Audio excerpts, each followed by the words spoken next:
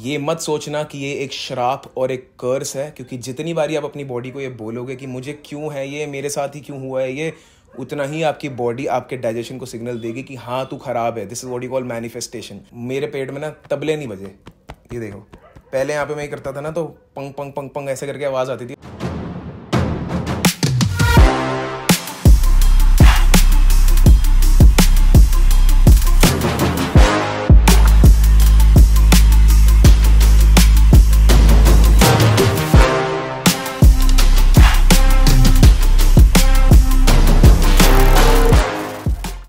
तो आज पर्सनली मुझे बहुत मजा आने वाला है ये वीडियो बनाने में, बिकॉज ये मेरा फेवरेट टॉपिक है। आईबीएस एक ऐसी बीमारी है जिसको बहुत ही कम डॉक्टर्स सॉल्व कर सकते हैं, इंडिया में भी और मैं तो ये बोलूंगा पूरी दुनिया में भी। बिकॉज वर्ल्ड वाइड मेरे पास ऐसे क्लाइंट्स आ चुके हैं जो कनाडा में भी रहते हैं, न्यूजीलैंड में भी, ऑस्ट्रेलिया में भी और इंडिया में ऑब्वियसली, जो आईबीएस का सोल्यूशन आज तक ढूंढ ही नहीं पाए थे until they joined me and they talked to me and within 3 months उनका आईबीएस इंप्रूव हो गया। अगर मैं अपनी बात करूं, मुझे 2 साल तक सिवियर आईबीएस था और मैंने उसके ऊपर पहले भी एक वीडियो बनाई है कि मैंने अपना आईबीएस कैसे ठीक किया। इस वीडियो को टू द पॉइंट रखूंगा ताकि आपको चीजें आसानी से समझ आ जाए। तो आईबीएस का फुल फॉर्म है इरिटेबल बाउल सिंड्रोम या फिर इन्फ्लेमेटरी बाउल सिंड्रोम। इसका मतलब यह है कि जब आपके बाउल में, आपके इंटेस्टाइन्स में इन्फ्लेमेशन बहुत ज्यादा हो जाती है तो आपका गट माइक्रोबायोम खराब हो जाता है, जिसका मतलब है आपकी न्यूट्रिएंट अब्जॉर्प्शन भी खराब हो जाती है। तो आप जो भी कुछ खाते हो तो आप बहुत आसानी से ब्लोट हो जाते हो, सिंपल भाषा में, और आपको स्टमक एक्स भी होते हैं, मतलब कि आपका पेट दर्द करता है। या फिर अगर आपको आईबीएस डी है, मतलब कि 2 टाइप के आईबीएस होता है, आईबीएस सी और आईबीएस डी।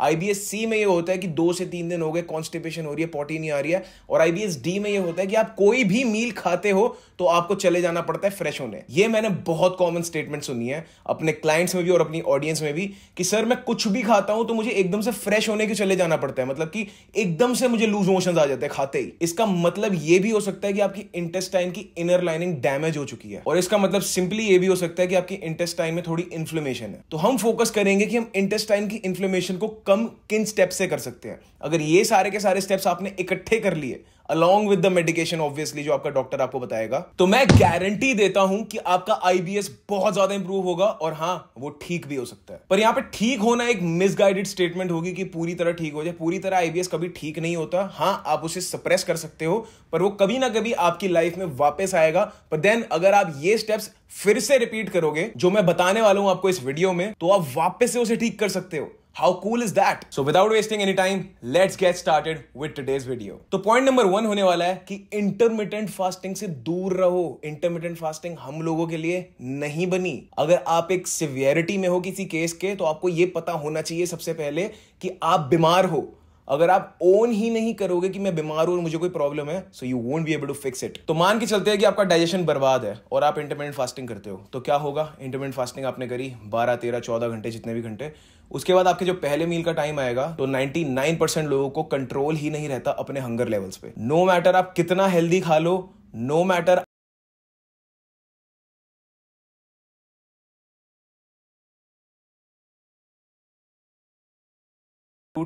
चावल, आलू, घी, दही, दाल, वे प्रोटीन, चिकन, अंडे, पनीर, दूध, इसके बाहर तो कुछ नहीं खाओगे ना। अगर इसके बाहर अगर आप कुछ अनहेल्दी खाते हो फिर तो लाइफ बर्बाद है ही आपकी। अगर आप आईबीएस के मरीज हो तो आपको प्रोसेस्ड फूड से तो काफी दूर रहना है। पर अगर आप इंटरमिटेंट फास्टिंग कर रहे हो और आप हेल्दी फूड भी बहुत ज्यादा क्वांटिटी में खाओगे तो आपके लिवर में वैसे ही जान नहीं है, आपके इंटेस्टाइन्स में वैसे ही जान नहीं है, और आप ओवरलोड कर दोगे उसको इतने सारे खाने से, तो होगा क्या? आपके सिम्टम्स एग्रेवेट हो जाएंगे, आपके पेट पे तबले बजेंगे, आपको डायरिया हो सकता है, आप बहुत अनईजी हो सकते हो, पेट में हवा सी भर जाएगी, आपके सर में गैस चढ़ेगी। सो इसलिए इंटरमिटेंट फास्टिंग से दूर रहो। Focus on having small meals at frequent intervals, ताकि हम थोड़ी थोड़ी डोसेज में अपने इंटेस्टाइन को खाना डालते जाएं और वो उसे अब्सॉर्ब करना सीख जाए।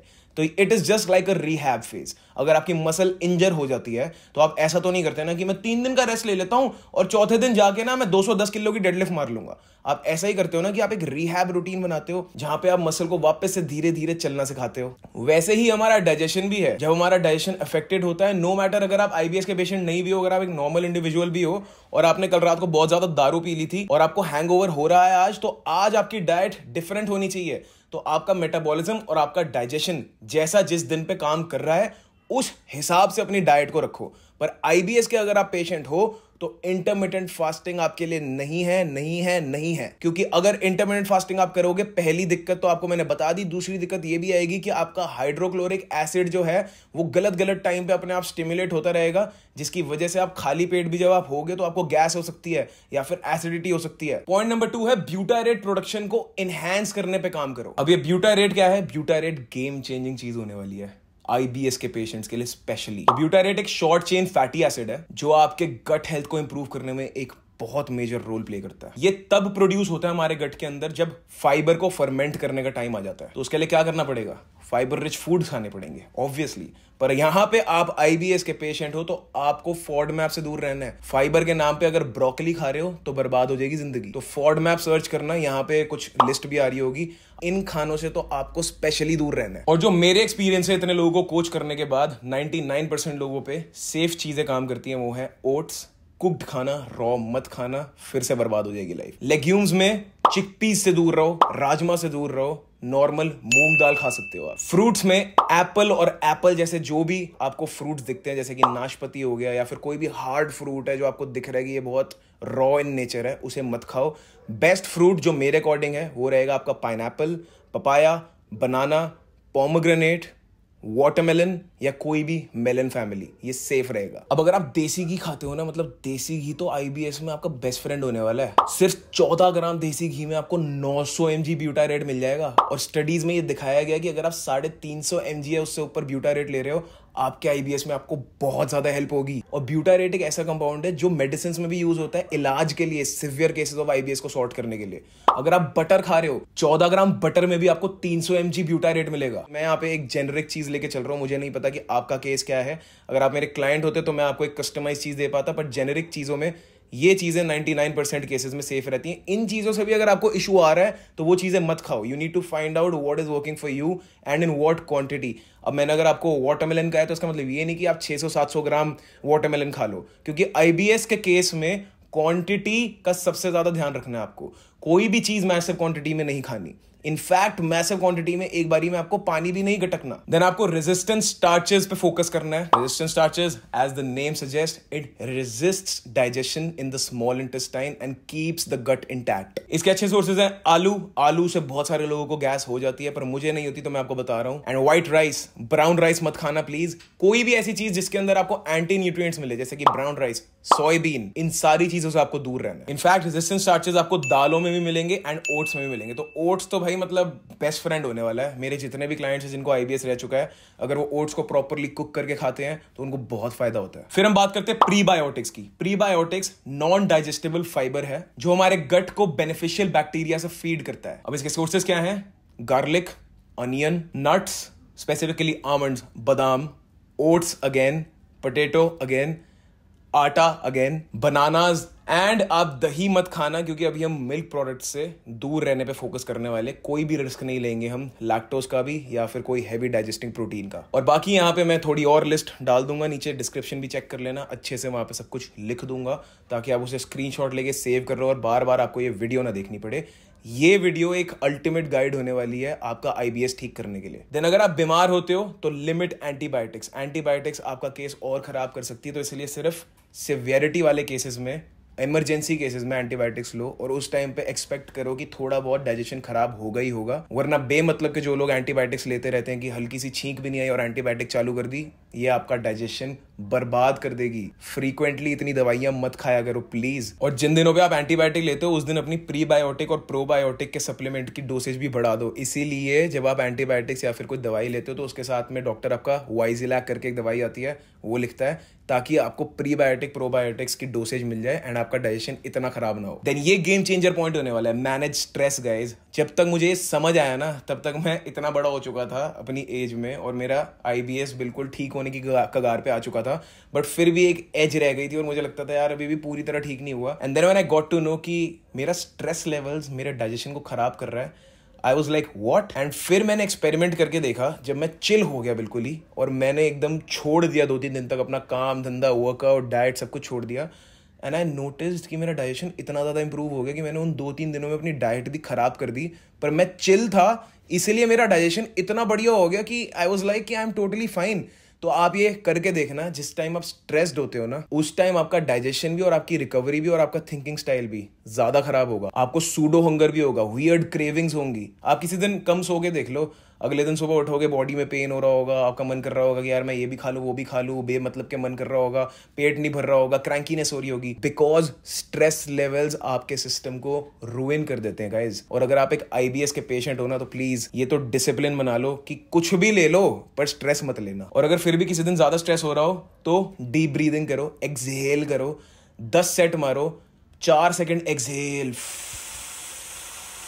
इसके 10 रेप्स के 10 सेट मारो, ये दिन में 3 बार कर लो, तो 300 बार आपने डीप एक्सहेल्स कर दिए ना, तो आप बहुत ज्यादा शांत हो जाओगे।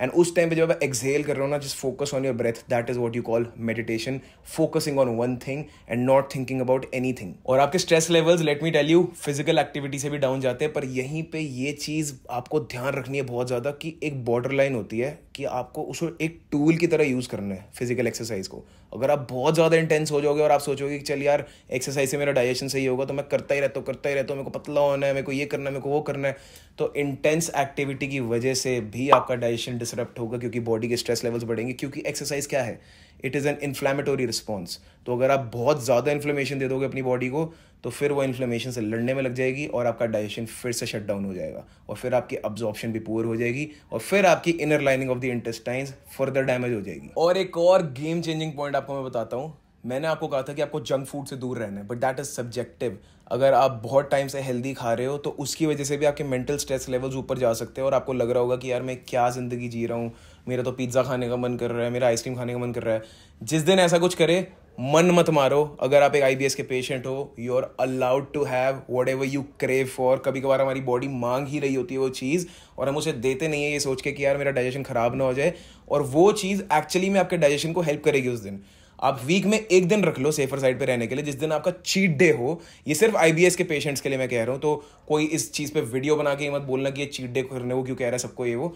I am just talking about IBS patients, कि अगर आप फैट लॉस कर रहे हो, आप एक अच्छा लाइफस्टाइल चेज कर रहे हो, और आप एक आईबीएस के पेशेंट भी हो, तो हाँ आप वो कर सकते हो, but you need to have a break. या तो आपके पास ऐसा एक टूल होना चाहिए कि मैंने 3 हफ्ते डाइटिंग करनी है, 2 हफ्ते डाइट ब्रेक लेना है, but that is not good, क्योंकि वो आपका रिदम तोड़ सकता है। तो एक रूटीन बना लो कि 6 दिन में अच्छे से वर्कआउट करूंगा, अच्छे से डाइट करूंगा, एंड देन 1 डे और मे बी 2 days, किसी बंदे को 2 दिन की भी जरूरत होती है, you can celebrate your cheat day, have whatever you want to. Even if you want to have alcohol, go have it if it helps you manage your stress levels. And उस टाइम पे आपको rest day लेना है, दोनों दिन पे ले लो, कोई दिक्कत की बात नहीं है। आपकी स्लीप इतनी ज़्यादा बूस्ट हो जाएगी उन दोनों दिनों में कि आप अपने आप को थैंक यू बोलोगे बाद में। And this is just an anecdotal fact जो मैं और मेरे क्लाइंट्स यूज़ करते हैं। आप करो ना करो, आपकी मर्जी है। मेरा काम है आपको सच बताना और टिप्स देना जो मैं खुद करता हूँ फॉलो और मेरे क्लाइंट्स फॉलो करते हैं। बाकी मैंने आपको सारी थ्योरी बता दी है विद प्रैक्टिकल एक्सपीरियंस। ऑल्सो ये मत सोचना कि ये एक श्राप और एक कर्स है, क्योंकि जितनी बारी आप अपनी बॉडी को ये बोलोगे कि मुझे क्यों है ये, मेरे साथ ही क्यों हुआ है ये, उतना ही आपकी बॉडी आपके डाइजेशन को सिग्नल देगी कि हाँ तू खराब है। This is what you call manifestation. जिस दिन मैंने अपने आप को ये बोलना छोड़ दिया और मैंने इसकी टेंशन ही छोड़ दी कि जब होगा ठीक होगा, कोई दिक्कत नहीं है, मुझे बस इन स्टेप्स का ध्यान रखना है। मैं भाई टच वुड करना चाहता हूँ बहुत डीपली कि भाई वो दिन है और आज का दिन है, मेरे पेट में ना तबले नहीं बजे। ये देखो, पहले यहाँ पे मैं करता था ना तो पंग पंग पंग पंग ऐसे करके आवाज़ आती थी। And I am sure 99% of you जिनको आईबीएस है वो रिलेट कर पा रहे होंगे इस दिक्कत से। तो ये स्ट्रेस ही है भाई नंबर 1 चीज़। तो आप इन सारे के सारे पॉइंट्स को फॉलो करो। अगर आपको और कोई दिक्कत आती है नीचे कमेंट करो। अगर मुझे एक और वीडियो बनानी हुई आईबीएस के ऊपर मैं बनाऊंगा, but then you need to promise me one simple thing कि आप एटलीस्ट इन एडवाइसेस को 3 महीने तक फॉलो करोगे और 3 महीने के बाद आगे यहाँ पे कमेंट करोगे कि ये आपके लिए काम करी या नहीं। क्योंकि आज से 3 महीने के बाद जो ये बंदा वीडियो देख रहा होगा, मैं चाहता हूँ कि उसको नीचे कमेंट बॉक्स में देखे कि ये पॉइंट्स एक्चुअली में रेलेवेंट भी है कि नहीं। क्योंकि मैं तो श्योर हूँ that these are gonna help you, क्योंकि मैं और मेरे क्लाइंट्स ये यूज़ कर चुके हैं। पर मैं चाहता हूँ कि आप भी ये यूज़ करो एक्चुअली में, और सिर्फ वीडियो देख के चले मत जाओ, और डॉक्टर्स पे भटकना बंद करो।